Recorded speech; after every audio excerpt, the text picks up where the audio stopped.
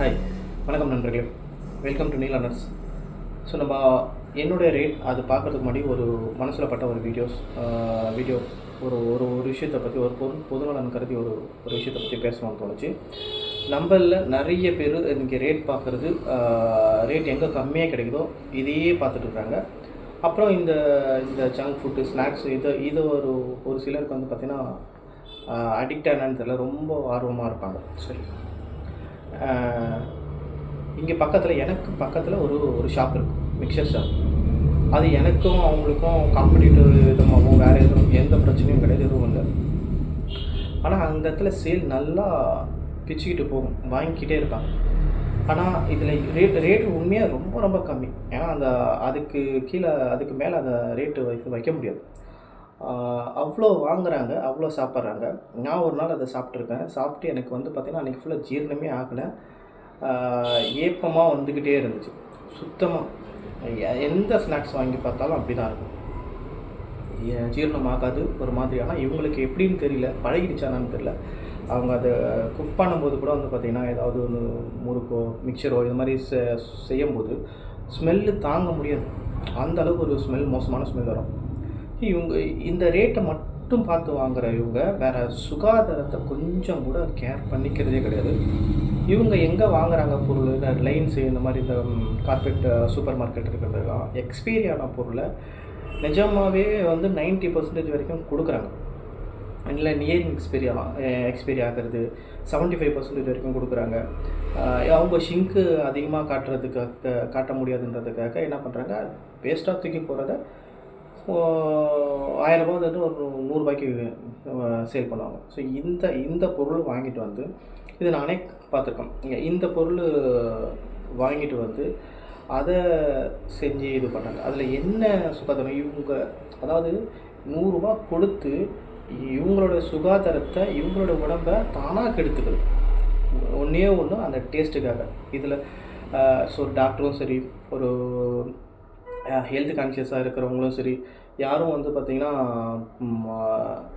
இதை ஸ்நாக்ஸு இல்லை வந்து பார்த்திங்கன்னா ஒரு கூல்ட்ரிங்க்ஸு இந்த மாதிரிலாம் நிறைய பொருள் சாப்பிட்றாதுன்றாங்க. பட் அங்கே தான் மிக்சரு, போண்டா, இந்த ஸ்நாக்ஸ் ஐட்டம்ஸ்க்கு மட்டும் கூட்டம் எங்கேயுமே குறைச்சதில்லை.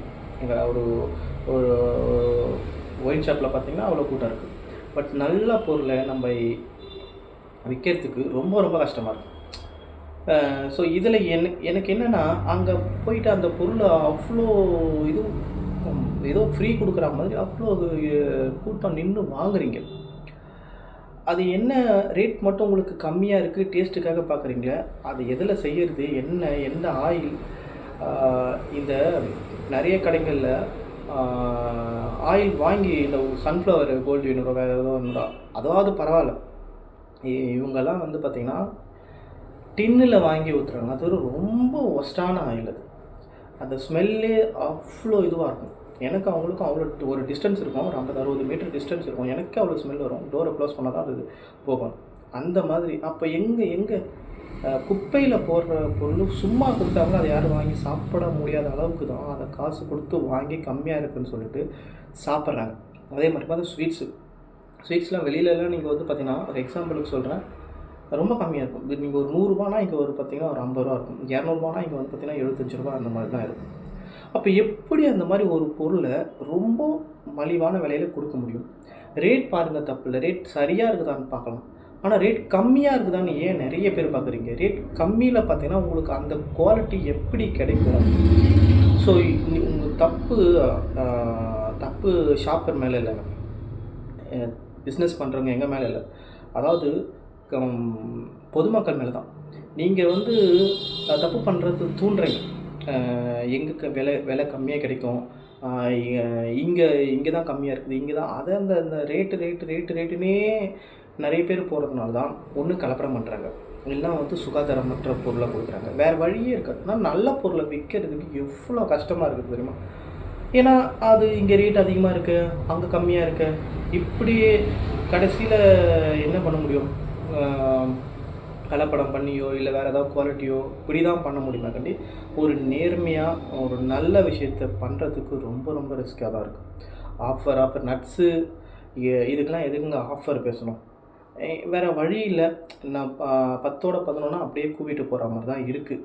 எல்லோரும் எடுத்துகிட்டு வந்து ஆஃபர்னு சொல்கிறாங்க. சரி நம்மளும் அந்த காஸ்ட்டு ப்ரைஸை கொஞ்சம் குறைச்சி பண்ணுறதா இருக்குது. ஸோ அது கூட இல்லை. இதுக்கு மேலே போகும்போது இதுக்கும் நிறைய பேர் இது கேள்வி கேட்பாங்க. இன்னும் அதிகமாக தான் இருக்குன்ற மாதிரி சொல்லும்போது அந்த மனசே போயிடும். உடனே வந்து பார்த்திங்கன்னா வேறு குவாலிட்டி இது தான் போக முடியும். என்ன ஆகுதுன்னா போட்டுடலாம். நீங்கள் வாங்கி ஒரு வாரம் இல்லை 2 வாரம் அதுக்குள்ளே சாப்பிட்ற மாதிரி இருக்கும். ஏன்னா அதெல்லாம் வந்து ஷெல்ஃப் லைஃப் ரொம்ப கம்மியாக இருக்கும். ஆல்ரெடி ஓல்டு ஸ்டாக்காக இருக்கும். அதெல்லாம் வந்து தள்ளி விடுறது.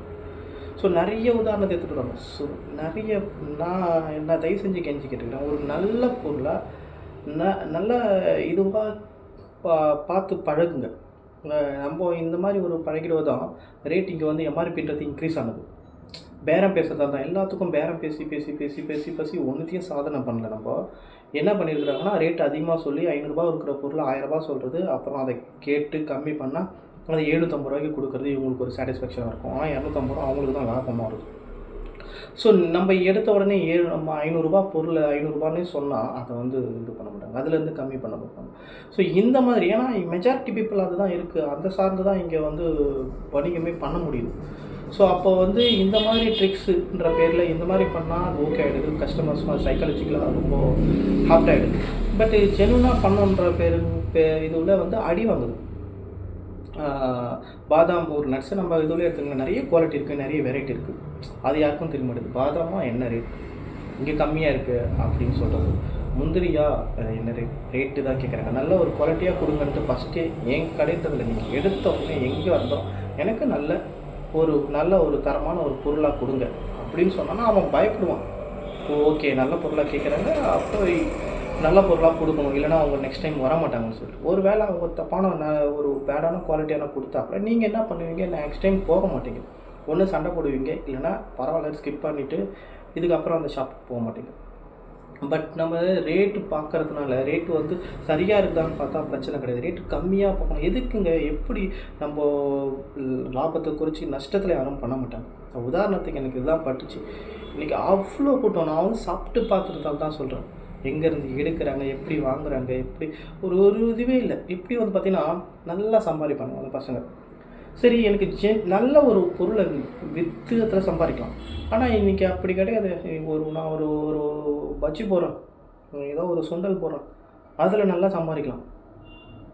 ஏதோ ஒரு என்ன வேணாலும் பண்ணிக்கலாம். ஸ்நாக்ஸு சாப்பிட்றதுனா வீட்டிலே செஞ்சு சாப்பிட்லாமா. ஒரு சுண்டல் வாங்கி ஊற வச்சு வீட்டில் வேக வச்சு சாப்பிட்லாம். வீட்டில் முறுக்கு எல்லாமே செஞ்சு சாப்பிட்லாம். இல்லை அப்படின்னு பார்த்தீங்கன்னா இன்ஸ்டண்ட்டாக அதை வாங்கணும், நல்ல ஒரு தரமான ஒரு இடத்துல வாங்கலாம். ஸோ இவ்வளோ தான் என்னோடய இது. நம்மளுடைய ஒரு ரேட் கொடுக்குறோம் 2490 ரூபாய்க்கு 2490க்கு. அதில் வந்து பார்த்திங்கன்னா என்னென்ன பொருள்னு காட்டுறேன் பாருங்கள். இந்த ஐட்டம்ஸ் தான், இந்த 7 ஐட்டம்ஸு: பாதாம், முந்திரி, பிஸ்தா, அத்திப்பழம், வால்நட், டேட்ஸு, கருப்பு திராட்சை. இந்த 7 ஐட்டம்ஸு சேர்த்து வந்து பார்த்திங்கன்னா உங்களுக்கு இதுக்கு மேலே தான் எங்கேயுமே கம்மியே பண்ண முடியாதுங்க. எங்கே கம்மி பண்ணுறாங்க இதுவே வந்து நம்மளுடைய ரொம்ப லாபமே இல்லாமல் ஒன்று பண்ணுற மாதிரி. ஏன்னா வேறு வழி இல்லை. இங்கே நம்ம குவாலிட்டியும் கம்மி பண்ண முடியாது. அது எனக்கு வந்து ஆபத்தாக போயிடும். ரேட்டும் நம்ம வந்து குறைச்சி தான் ஆகணும் அப்படின்ற மாதிரி. இதில் பாருங்கள் 380 ரூபா போட்டிருக்கேன். பாதாம் நீங்களே அப்படியே கால்குலேட் பண்ணி பாருங்கள். இது 410 ரூபா. பட் இது மட்டும் இப்போ வந்து 319 ரூபா போடுறோம். நீங்கள் அப்படியே இது பண்ணிங்க. இது 410 ரூபா, இது 625 ரூபா, இது வந்து பார்த்திங்கன்னா 750 ரூபா வருது. இப்போ இது வந்து பார்த்திங்கன்னா 699. இது ஓகே.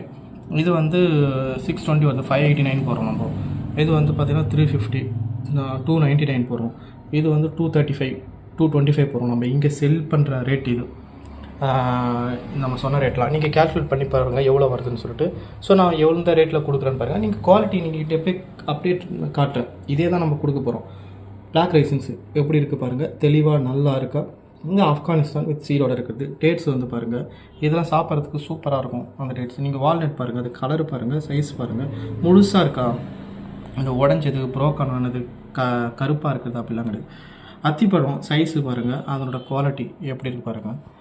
பாதாம் பிஸ்தாலாம் பாருங்கள், சைஸு நல்லா பெருசாக இருக்குது. போல்டு இதுலேயே மென்ஷன் பண்ணியிருக்கோம். பிஸ்தா போல்டு ஸ்பெஷல்னு சொல்லிட்டு.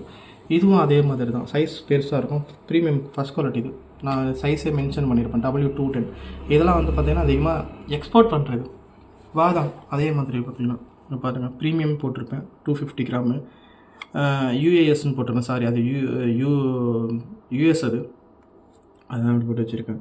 ஸோ இந்த குவாலிட்டி எவ்வளோ வரும்னு பாருங்கள். 3000க்கு மேலே வர்றது இது 2490 போடுறோம். இது 3300 அந்த ரேஞ்சஸில் வர்றது இது.